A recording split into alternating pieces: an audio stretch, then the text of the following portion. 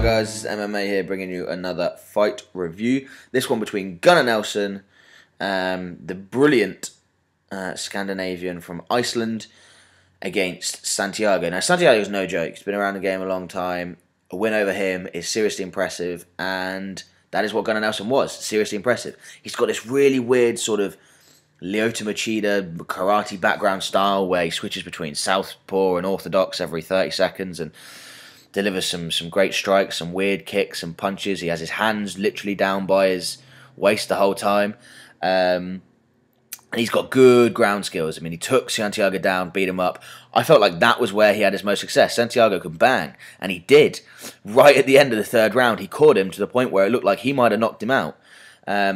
I think he got over cocky. We almost saw a sort of Alistair Overeem cockiness come into him, and we all know how that ended with Bigfoot Silva knocking him out, which I still can't believe. Biggest upset I've ever seen in the UFC.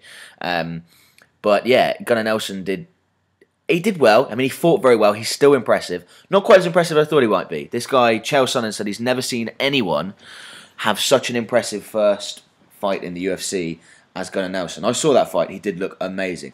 I think part of the thing that Sonnen's talking about is how comfortable Nelson seems inside the octagon. It seems like he's lived there all his life. In his first cage, there was no UFC jitters, none of that.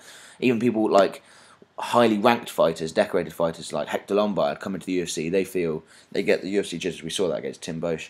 But yeah, it was a good fight. It was so interesting to see if the fight had gone on another 30 seconds, what happened. Because Santiago clipped him and his legs went for a few seconds. He caught himself again before he hit the floor, but his legs, he had a half a second of whoop, switched the lights off and came back on before he hit the floor. It was great to see that Gunnar Nelson is not invincible, because there's lots of hype, you know what I mean? But yeah, he had much more success on the ground, took him down, looked very impressive. He's very light for a 170. He cuts almost no weight, does it sort of Frankie Edgar style. You can see that, looking at him, you go, you look like a 55er, there's no doubt about that.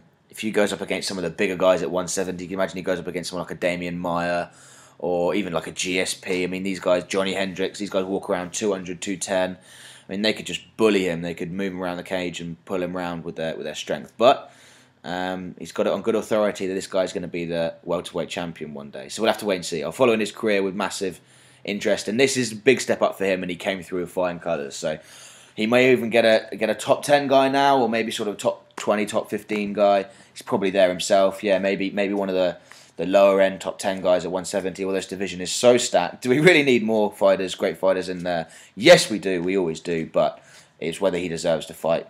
I mean, top 10 in the welterweight division is not top 10 in, say, the heavyweight division. If you're fighting 8th or 9th seed, 8th or 9th ranked in the welterweight division, you're a serious fighter. So if he gets a fight like that, we'll have to wait and see. But yeah, this has been MMA, bringing another fight review. Please remember to like and subscribe, and keep your eye out for more videos. They will be on the way. See you later, guys.